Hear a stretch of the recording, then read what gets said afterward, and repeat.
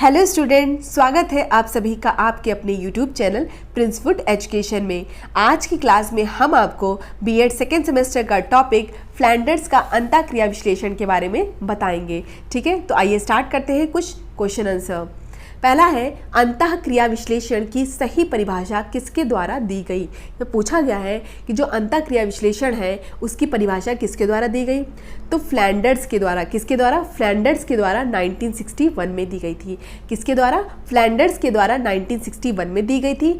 उन्होंने इसका निर्माण अध्यापक विद्यार्थी के आपसी व्यवहार, प्रभाव एवं उपलब्धियों के आधार पर किया था। तो हमने जाना कि जो अंतःक्रिया विश्लेषण है उसकी सही परिभाषा फ्लैंडर्स ने दी थी। कब दी थी? 1961 में दी थी। और उन्होंने इसका निर्माण क्यों किया था? कि अध्यापक विद्यार्थियों के आपसी व्यवहार, प्रभाव एवं उपलब्धियों के आधार पर इसका निर्माण किया था। ठीक है, नेक्स्ट क्वेश्चन है, एजुकेशन टेक्नोलॉजी की पुस्तक के लेखक कौन है। तो एजुकेशन टेक्नोलॉजी की पुस्तक के लेखक हैं रूहेला। कौन है? रूहेला। और इन्होंने कक्षीय विश्लेषण को 2 भागों में बांटा है। तो आपसे ये भी पूछ सकते हैं कि एजुकेशन टेक्नोलॉजी पुस्तक किसने लिखी है। तो आपको याद होना चाहिए रूहेला। किसने लिखी है? रूहेला ने लिखी है। और कक्षीय विश्लेषण को कितने भागों में बांटा आता है? तो 2 भागों में। कौन कौन से? शाब्दिक अंतःक्रिया और अशाब्दिक अंतःक्रिया। कौन कौन सी? शाब्दिक अंतःक्रिया और अशाब्दिक अंतःक्रिया। फ्लैंडर्स ने अंतःक्रिया विश्लेषण प्रणाली विभिन्न वर्गों के अर्थ को बताइए। मतलब फ्लैंडर्स ने जो अंतःक्रिया विश्लेषण प्रणाली दी है उसके विभिन्न वर्गों को आपने बताना है। तो विद्यार्थियों और शिक्षकों के व्यवहारों को 10 वर्गों में इन्होंने बांटा है। क्या जो विद्यार्थी हैं और शिक्षक हैं उसके व्यवहारों को उन्होंने 10 वर्गों में बांटा है। तो पहला वर्ग क्या है कि शिक्षक वार्ता 7 वर्ग। मतलब 7 वर्गों में शिक्षक के बारे में बात की गई है। जो इसके 7 वर्ग हैं, मतलब टोटल इसके 10 वर्ग हैं। तो बोला जाए कि फ्लैंडर्स ने कितने वर्ग दिए हैं? 10 वर्ग दिए हैं।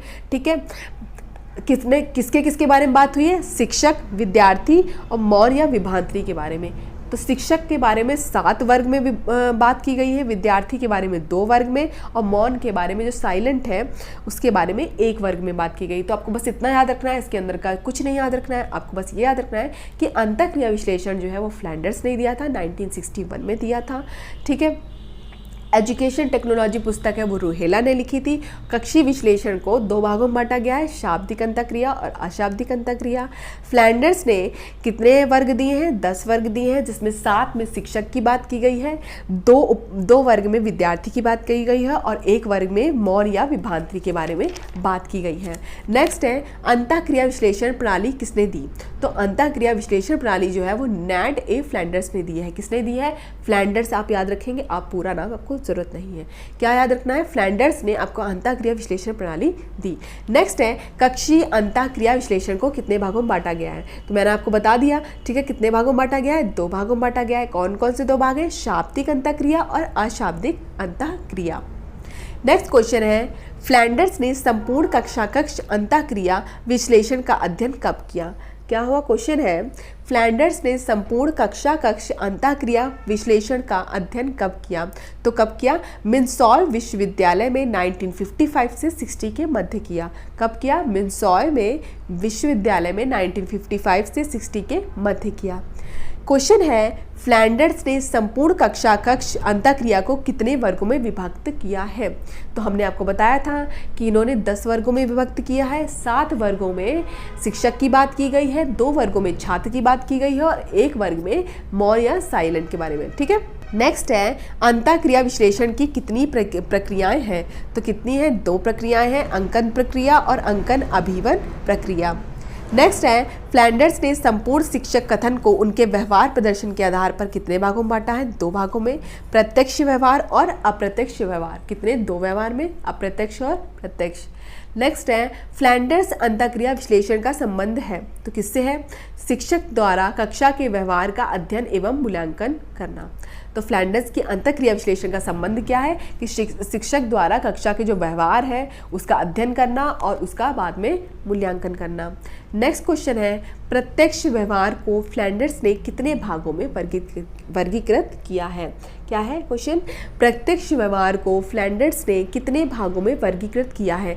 तो पहला है भाषण देना, निर्देश करना और आलोचना तथा अधिकार प्रदर्शन।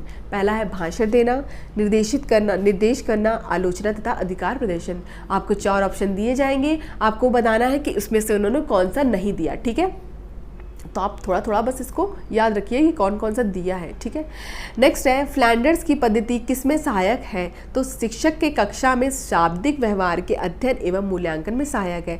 तो आपको भी पता होगा जो शाब्दिक व्यवहार है उसके अध्ययन एवं मूल्यांकन पे सहायक है। ठीक, शाब्दिक और अशाब्दिक दोनों ही ऑप्शन आपको दिए होंगे। आपको बताना है कि जो फ्लैंडर्स की पद्धति है वो शाब्दिक व्यवहार के अध्ययन में सहायक है।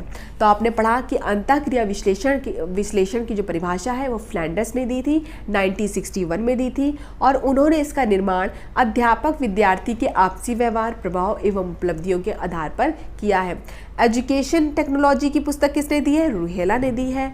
ठीक है, नेक्स्ट है कक्षीय विश्लेषण को 2 भागों में बांटा गया है। कौन कौन से 2 भाग हैं? शाब्दिक अंतःक्रिया और अशाब्दिक अंतःक्रिया।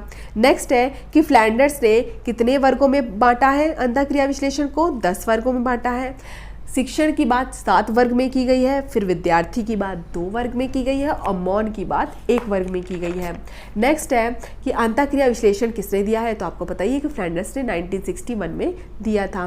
कक्षीय अंतःक्रिया को कितने बांटा गया है, कितने भागों में बांटा गया है? शाब्दिक अंतःक्रिया और अशाब्दिक अंतःक्रिया। ठीक है, फ्लैंडर्स ने संपूर्ण कक्ष अंतःक्रिया विश्लेषण का अध्ययन कब किया था? मिन्सॉ विश्वविद्यालय में 1955 से 60 के मध्य में किया, और आपको पता ही कि 10 वर्गों में बांटा था। ठीक है, अंतःक्रिया विश्लेषण की कितनी प्रक्रियाएं हैं? 2 प्रक्रियाएं हैं, अंकन प्रक्रिया और अंकन अभिवन प्रक्रिया। फ्लैंडर्स ने संपूर्ण शिक्षण कथन को उनके व्यवहार प्रदर्शन के आधार पर 2 भागों में प्रत्यक्ष व्यवहार और अप्रत्यक्ष व्यवहार। और विश्लेषण का संबंध, फ्लैंडर्स अंतःक्रिया विश्लेषण का संबंध है, क्या संबंध है? शिक्षक द्वारा कक्षा के व्यवहार का अध्ययन एवं मूल्यांकन करना। और जो फ्लैंडर्स की पद्धति है वो किसमें सहायक है? शाब्दिक व्यवहार के अध्ययन एवं मूल्यांकन में सहायक है। किसमें सहायक है? शाब्दिक व्यवहार के अंकन एवं मूल्यांकन पर सहायक है। तो इस तरह से हमारा टॉपिक फ्लैंडर्स का अंतःक्रिया विश्लेषण यहीं पर समाप्त हुआ। बीएड की सभी क्लासेस देखने के लिए डिस्क्रिप्शन में दी गए लिंक में जाकर आप देख सकते हैं। बीएड की पीडीएफ के लिए आप हमारे टेलीग्राम चैनल से जुड़ सकते हैं, जिसका लिंक डिस्क्रिप्शन बॉक्स में दिया गया है। धन्यवाद, मिलते हैं अपनी नेक्स्ट क्लास में।